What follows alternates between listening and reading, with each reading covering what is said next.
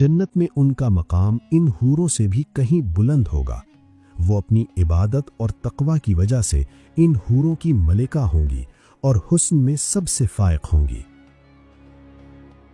जब तमाम जन्नती और जहन्नमी अपने अपने ठिकानों पर पहुंच जाएंगे तो अल्लाह के हुक्म से मौत को एक चितकबरे मेंढे की सूरत में लाया जाएगा। जन्नत और जहन्नम के दरमियान उसे ज़बह कर दिया जाएगा। एक पुकारने वाला पुकारेगा, ए जन्नत वालो, अब हमेशा की जिंदगी है, कभी मौत नहीं आएगी। और ए जहन्नम वालो, अब हमेशा की जिंदगी है, कभी मौत नहीं आएगी। ये सुनकर जन्नतियों की खुशी की कोई इंतहा नहीं रहेगी, क्योंकि अब उनसे नेमतें छीनने का कोई खौफ नहीं होगा। जन्नत में दाखिले के वक्त नबी करीम सल्लल्लाहु अलैहि वसल्लम अपने मुबारक हाथों से जन्नतियों को हौज़े कौसर का पानी पिलाएंगे। इसके प्याले आसमान के सितारों की तादाद के बराबर हैं। इसका पानी बर्फ से ज्यादा ठंडा, दूध से ज्यादा सफेद और शहद से ज्यादा मीठा होगा। जो एक बार ये पानी पी लेगा उसे फिर कभी प्यास नहीं लगेगी। जन्नतियों के लिबास कभी पुराने नहीं होंगे। वो रेशम यानी सुंदुस और इस्तबरक के मलबूसात पहनेंगे जो सब्ज और दीगर खूबसूरत रंगों के होंगे।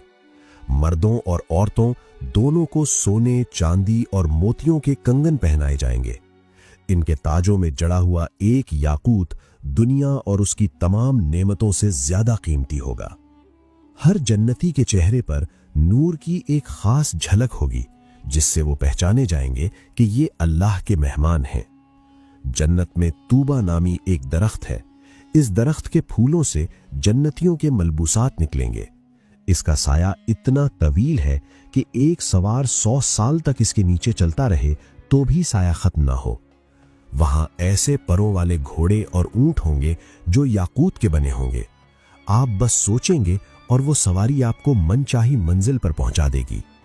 जन्नत में सूरज और चांद नहीं होंगे। वहां की रोशनी अर्शे इलाही के नूर से होगी।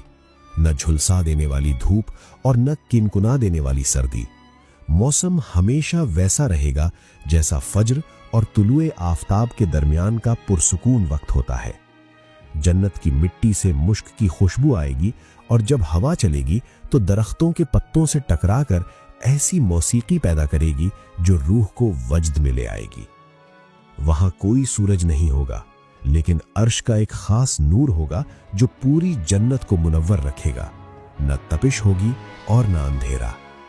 जन्नत के दर्जात में सबसे बुलंद मकाम जन्नतुल फिरदौस है।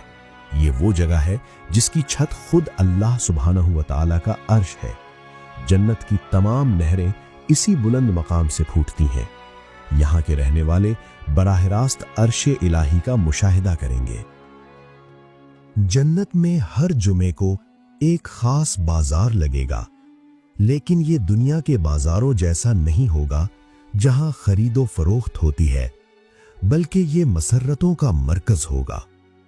इस बाजार में एक खास हवा चलेगी जो जन्नतियों के चेहरों और लिबासों पर मुश्क और जन्नत की इत्रें छिड़केगी।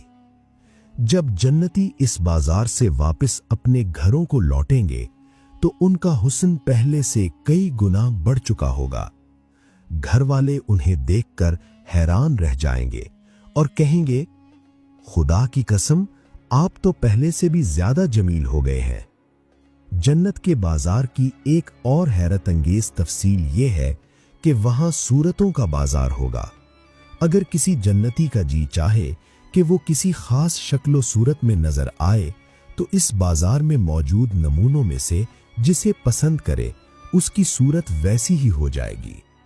हर जुमे को खूबसूरती का एक नया मयार मिलेगा जिससे जन्नतियों का हुस्न हर बार पहले से बढ़ जाएगा। हर जुमे के रोज अल्लाह ताला तमाम जन्नतियों को अपनी बारगाह में तलब फरमाएगा। एक वसी और अरीज वादी कसीब में महफिल आरास्ता होगी।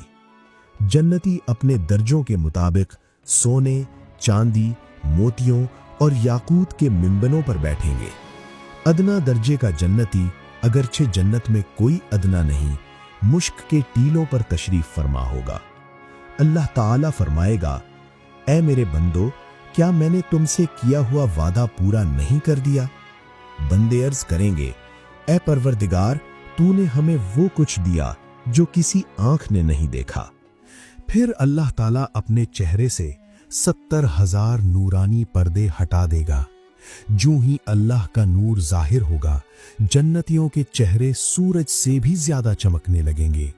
वो पुकार उठेंगे, ए अल्लाह, तेरी जात पाक है। अल्लाह फरमाएगा, आज मैं तुम पर अपनी रजा नाजिल करता हूं, अब मैं तुमसे कभी नाराज नहीं होऊंगा। जब अल्लाह ताला जन्नतियों से पूछेगा, क्या तुम खुश हो? वो अर्ज करेंगे, ए अल्लाह, हम खुश क्यों ना हों? तूने हमें वो कुछ अता किया जो किसी को नहीं मिला। अल्लाह फरमाएगा, क्या मैं तुम्हें इससे भी बेहतर चीज न दूं? वो हैरान होकर पूछेंगे, इससे बेहतर क्या हो सकता है? फिर अल्लाह फरमाएगा, आज मैं तुम पर अपनी रजा नाजिल करता हूं, अब मैं तुमसे कभी नाराज नहीं होऊंगा। ये अल्फाज सुनकर जन्नतियों को जो इत्मीनान हासिल होगा वो किसी और नेमत में नहीं होगा।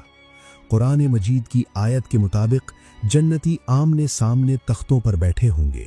वो दुनिया के किस्से याद करेंगे। एक कहेगा, याद है दुनिया में हम फला मुसीबत में थे और हमने अल्लाह से दुआ की थी। दूसरा कहेगा, हाँ, अल्लाह ने हम पर एहसान किया और हमें इस आजमाइश से बचा लिया। वहां कोई बेहुदा बात नहीं होगी, हर तरफ से सलाम सलाम की सदाएं आती रहेंगी। तसव्वुर करें वो लम्हा जब आप जन्नत के अपने महल में तशरीफ फरमा होंगे। आपके पीछे दुनिया की तमाम थकन, तमाम आंसू और तमाम परेशानियां हमेशा के लिए खत्म हो चुकी होंगी। आप अपने हाथ में सोने का जाम देखेंगे, अपने सामने बहती दूध और शहद की नहरें देखेंगे और फिर आपको याद आएगा कि दुनिया में आपने अल्लाह के लिए क्या क्या कुर्बानियां दी थीं। आप मुस्कुराएंगे क्योंकि आज आपको एहसास होगा कि वो चंद सालों की सब्र व इबादत इस अबदी बादशाहत के सामने कुछ भी नहीं थी। वो रातें जब आप तहज्जुद के लिए उठे थे, वो लम्हे जब आपने गुनाह के सामने सर नहीं झुकाया था, वो दिन जब आपने भूख और प्यास बर्दाश्त की थी, आज इन सब का बदला आपके सामने है। जन्नत की असल खूबसूरती वहां के महल्लात या नहरें नहीं है, बल्कि ये एहसास है कि आप अपने खालिक के करीब हैं। ये वो जगह है जहां ना कोई अलविदा होगा, ना कोई जुदाई और ना कोई गम। वहां सिर्फ सुकून होगा, सलामती होगी और हमेशा रहने वाली खुशी होगी। अल्लाह से दुआ है कि वो हमें, हमारे वालिदैन को और इस पैगाम को सुनने वाले हर शख्स को जन्नतुल फिरदौस में मकाम अता फरमाए, जहां हम सब मिलकर अपने प्यारे नबी हज़रत मोहम्मद सल्लल्लाहु अलैहि वसल्लम की महफिल में बैठ सकें और अपने रब का दीदार कर सकें। आमीन या रब्बल आलमीन। नबी करीम सल्लल्लाहु अलैहि वसल्लम ने इरशाद फरमाया, जब भी अल्लाह से जन्नत मांगो तो जन्नतुल फिरदौस मांगो, क्योंकि ये जन्नत का सबसे आला हिस्सा है। अल्लाहुम्मा इन्नी अस्अलुकल जन्नतल फिरदौस। ए अल्लाह, मैं तुझसे जन्नतुल फिरदौस का सवाल करता हूँ। ए अल्लाह, मैं तुझसे तेरे चेहरे यानी दीदार की लज्जत का सवाल करता हूँ और तुझसे मिलने के शौक का तालिब हूँ। हदीस में आता है कि जो शख्स 3 बार जन्नत मांगता है तो जन्नत खुद अल्लाह से कहती है, इसे मुझ में दाखिल कर दे।